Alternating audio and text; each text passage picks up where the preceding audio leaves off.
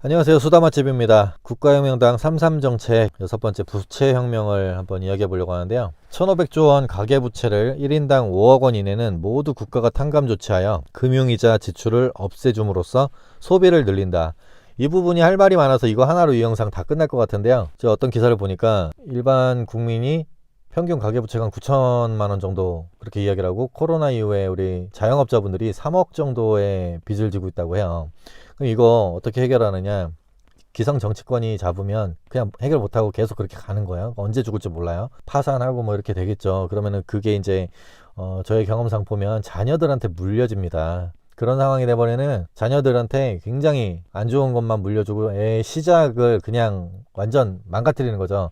지금 마치 우리 허 후보님이 공정하지 않은 이런 선거로 남들은 저기 80m 앞에서 출발하는데 100m 지점에서 출발해가지고 100m 달리기 하는 이런 꼴을 만들어 준다는 거죠. 개인의 잘못으로만 자꾸만 돌리는 사람들도 있어요. 그 사람들은 뭐 본인들이 어느 정도 사니까 그렇게 얘기를 할지 모르겠지만 그렇게 안 사는 사람들이 굉장히 많습니다. 가계부채를 일단 뭐 양적 완화해서 코로나 긴급 생계 지원금으로 해서 1억씩 준다고 하면, 뭐 저희 같은 경우에는 부부 둘밖에 없으니까 2억을 받겠죠. 그럼 저희도 그냥 일반 부채는 다 없어지는 거야. 집을 얻기 위해서 빚을 진 거, 이게 잘못됐다고 하면 뭐 그건 할 말이 없어요. 근데 그런 거를 개인의 탓으로 돌린다면 당연히 결혼도 안 하고 애도 안 낳겠죠. 그럼 이거를 해결해 줄 수 있는 거는 저는 국가라고 봐요. 가계부채를 이렇게 해서 1인당 뭐 1억 원씩 지급해 주면 그건 리셋이 되잖아요. 그럼 개인은 살 수가 있어요. 그 은행에 나가는 이자를 생활하면서 소비로 이뤄낼 수가 있으니까 지역 경제 발전에 아주 도움이 되겠죠. 그러면서 경기가 또 살아날 거고, 대신에 은행에서는 굉장히 싫어하겠죠. 예대마진 그런 걸로 장사를 해야 되는 집단인데 이거를 국가가 탕감을 해준다고 하면은 몇십 년 동안 이자를 받아 먹을 수 있는 거를 한순간에 원금 상환을 해준다고 하니까 굉장히 마음에 안 들 거야. 예전에 어떤 은행 높으신 분이 그 스톡 옵션으로 뭐 200억씩 이렇게 막 받아가고 하셨었잖아요. 그런 걸 받아야 되는데 이런 게 만약에 다 탕감이 돼서 국민이 부채가 없다면 은행에서는 굉장히 싫겠죠. 근데 은행의 그런 이득을 생각하기 전에 우리 국민들의 이런 삶이 먼저 해결돼야 되는 게 맞지 않을까요? 그래가지고 뭐 필요한 사람들은 그 이후에 또 대출을 받을 수도 있겠죠. 뭐 사업을 하기 위해서, 뭐 집을 사기 위해서 차를 할부로 사면서. 근데 이거를 너무 기득권들 입장에서만 바라본다는 생각이 들어요. 특히 이번 대선 때 아주 제가 확신을 했어요. 정치하는 분들, 언론, 은행 굉장히 싫어할 것 같아요.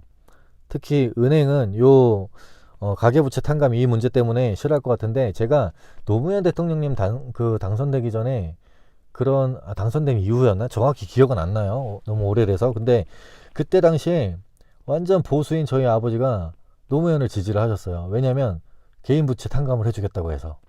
근데 그거를 한나라당 의원들이 그때 다 반대했던 걸로 알고 있어요. 실현이 안 됐으니까. 그러니까 이게 쉬운 문제는 아닌데 그때 당시에도 그렇게 시도를 했다가 안 된 걸 보면, 기성 정당에 이렇게 세력이 있는 그런 후보는 본인이 하고 싶어도 할 수가 없다는 거죠.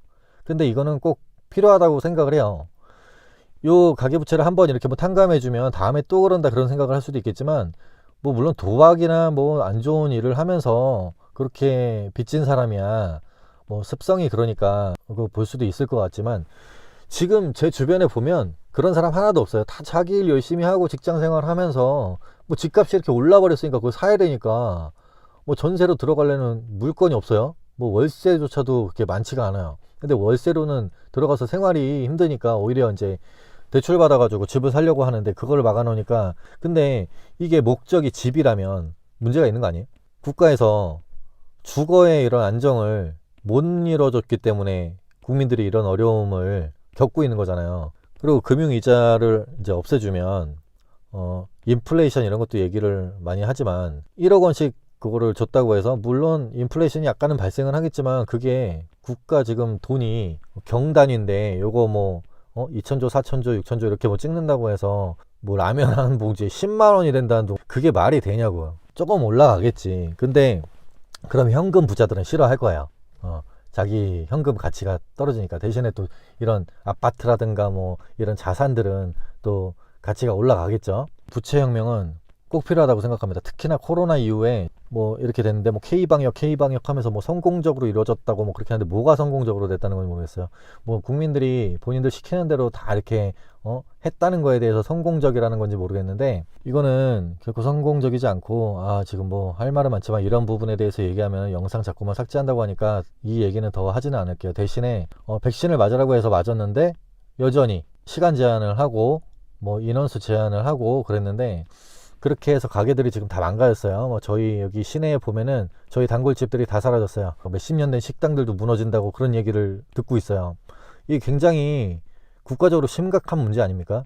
그런 식당들이 지역에서 그렇게 운영을 해주고 그래야 또 식당을 해보겠다, 저렇게 성공적으로 만들어 보겠다 하는 그런 꿈과 희망을 가진 청년들이 또 나서서 그런 뒤를 잇고 할 텐데, 이런 부분을 전혀 생각 안 하는 것 같아요. 본인들이 뭐 그런데 안 오니까 알바야 뭐 이렇게 생각하겠지. 그런 식당들 다 무너지고 그러면 세금은 어디서 거둘 거야. 그러면서 뭐 추경한다 해가지고 결국에는 뭐 직장인들 갑근세나 올리고 4대 보험 올려가지고 코로나도 뭐 검사 다 공짜인 것처럼 하더니 이번에 건강보험료 올라간 거 보니까 가관이네요. 조그만하게 사업하는 사람들은 그 4대 보험료 내는 거랑 직원들 급여 주는 거 굉장히 힘든 일인데 이런 데에 부담을 또 안겨줬어요. 그러면서 다 생색은 본인들이 내고 책임은 다 국민들이 져라, 뭐 이런, 그냥 이게 아무 생각 없이 하는 것 같아요. 아니면은 정말 천재적인 발상으로 본인들이 딱 챙길 것만 챙기고 니네는 그냥 알아서 살아, 뭐 이 개돼지들아, 막 이런 느낌인 거야 저는. 그러니까는 이 기성 정치권들이 아주 싫다는 거야.